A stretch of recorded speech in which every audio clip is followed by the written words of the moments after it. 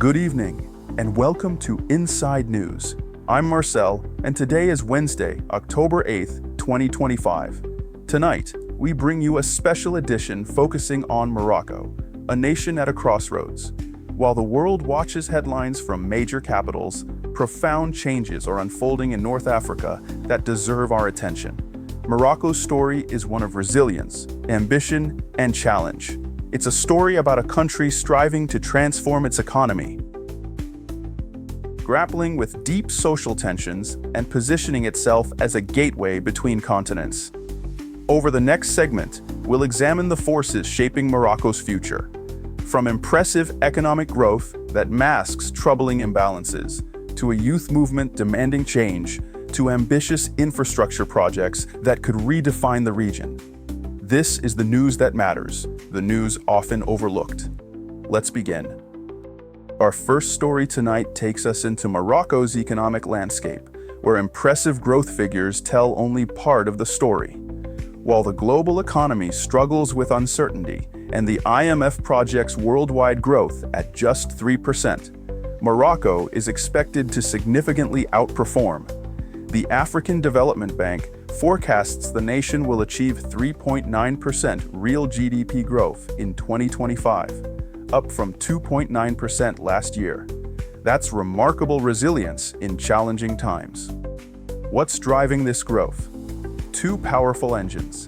First, household consumption remains strong, supported by a 2.8% increase in consumer credit, and critically, transfers from Moroccans living abroad, remittances that reached nearly 56 billion dirhams by the end of June.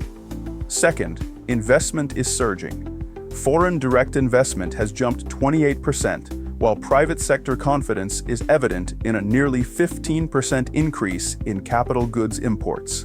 The Casablanca Stock Exchange reflects this optimism. Since December, the Massy Index has soared over 32%, with the most liquid stocks up more than 35%.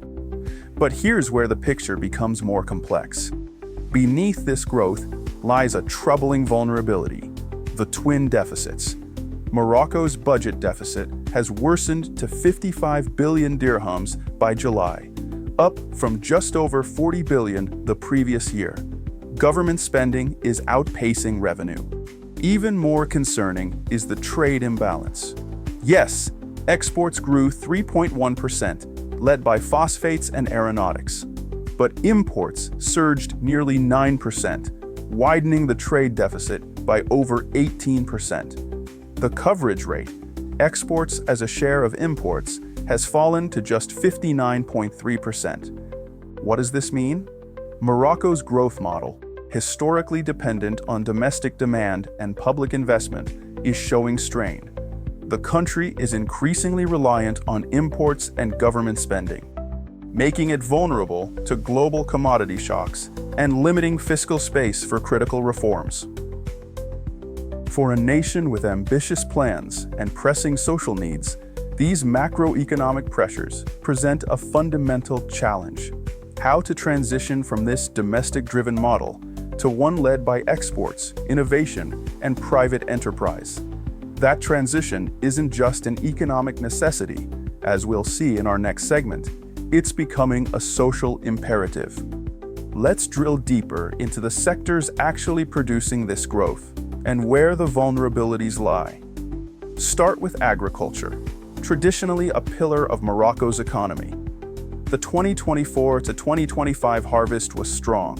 Cereal production reached 44 million quintals, up 41% from the previous year. That's good news for domestic food security.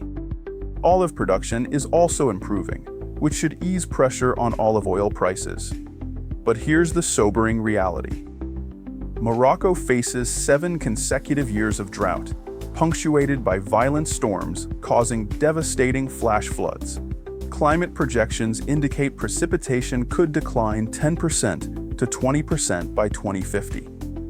And here's the multiplier effect. A 10% reduction in rainfall can trigger a 20% to 30% drop in surface water runoff.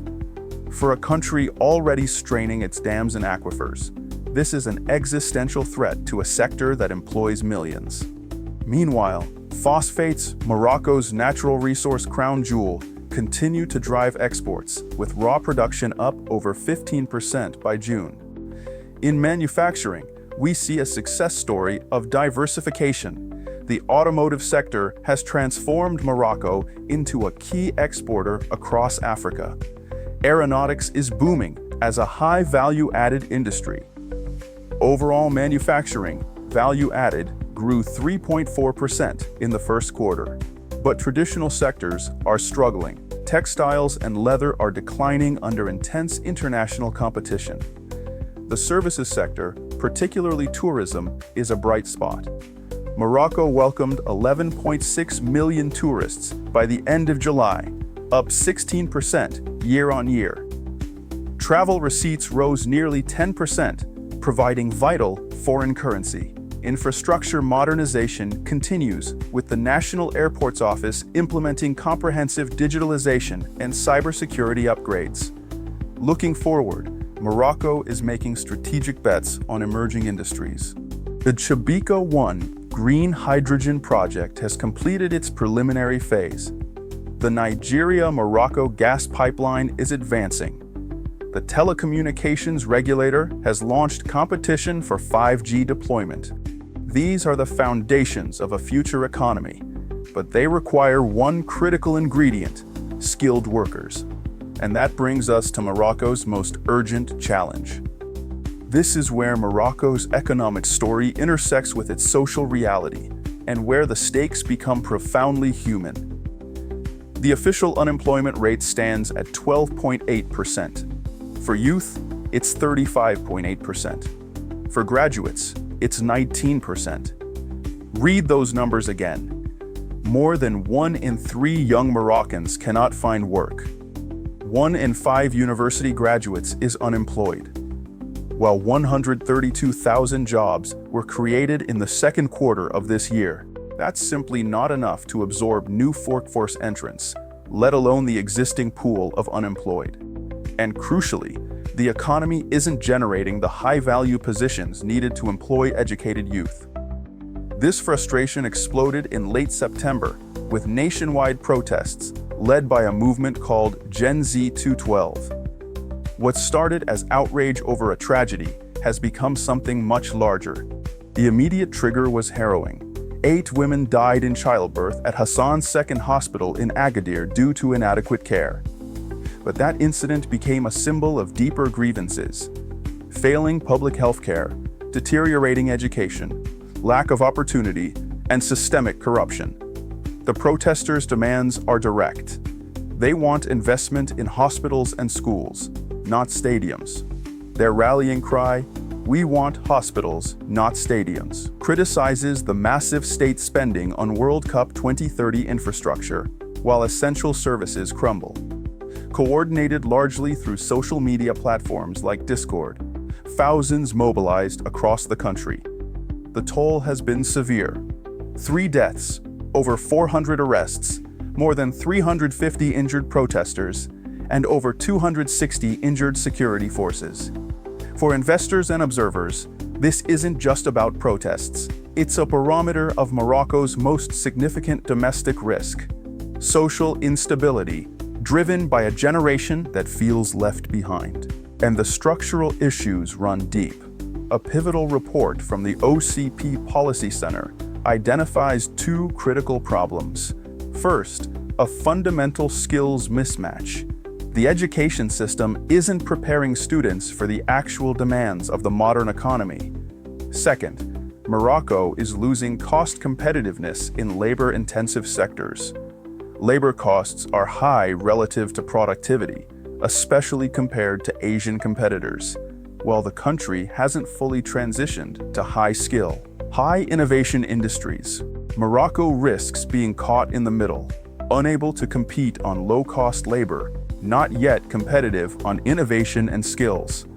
This is the classic middle-income trap, and escaping it requires exactly the kind of deep reform in education and labor markets that the protesters are demanding. The question isn't whether Morocco will address these issues. The question is whether it will address them fast enough. Despite these social pressures, or perhaps because of them, Morocco continues to invest heavily in the physical infrastructure of a modern economy. The high-speed rail network is being extended from Kenitra to Marrakesh, connecting major economic and tourist centers. Airport modernization is underway, with comprehensive digital transformation and cybersecurity initiatives designed to meet international standards. Energy infrastructure is expanding, with the Nigeria-Morocco gas pipeline and a robust pipeline of renewable energy projects, leveraging Morocco's abundant solar and wind resources. These aren't vanity projects, they're the foundation for competitiveness. Morocco's strategic position at the crossroads of Europe and Africa, its role as a gateway to sub-Saharan markets, and its ambitions to become a renewable energy leader all depend on world-class infrastructure. The investment climate shows dynamism. Over 72,000 new companies were created in the first 8 months of this year. Foreign direct investment, as we mentioned, is up 28%, but private enterprises still face headwinds. Inefficient bureaucracy, difficult access to finance, particularly for smaller firms, and restrictive labor regulations. These aren't minor inconveniences. They're the same structural constraints that contribute to the skills mismatch and cost competitiveness issues fueling youth unemployment. Morocco has the ambition and the resources. The challenge is execution, not just building infrastructure, but creating the regulatory environment where private enterprise can thrive and generate the quality jobs that young Moroccans are demanding. So where does this leave Morocco as we close tonight's special report? The nation stands at what analysts call a critical inflection point. It has demonstrated remarkable economic resilience. It's investing in strategic industries, green hydrogen, advanced manufacturing, digital infrastructure that could define its future. Its geographic position and growing role as an African gateway offer genuine competitive advantages. But resilience alone isn't enough. Twin deficits constrain fiscal flexibility. Climate change threatens a sector that employs millions. And most urgently, a generation of young people is demanding that economic growth translate into opportunity, that national ambitions include their futures, that investments serve public needs. This is Morocco's fundamental challenge, transitioning from an economy driven by domestic demand and public spending to one led by exports, innovation, and private sector dynamism, and doing so while addressing the social tensions that could derail that very transition. For those of us committed to understanding the world beyond the usual headlines, Morocco's story matters. It's a story playing out across the developing world, the struggle to escape the middle-income trap, to balance growth with equity, to build a future that includes everyone. The choices Morocco makes in the coming years will shape not just its own trajectory, but serve as a test case for nations facing similar crossroads across Africa and beyond. That's our focus here at Inside News, bringing you the stories that matter, from places that shape our world, even when the cameras aren't watching. I'm Marcel.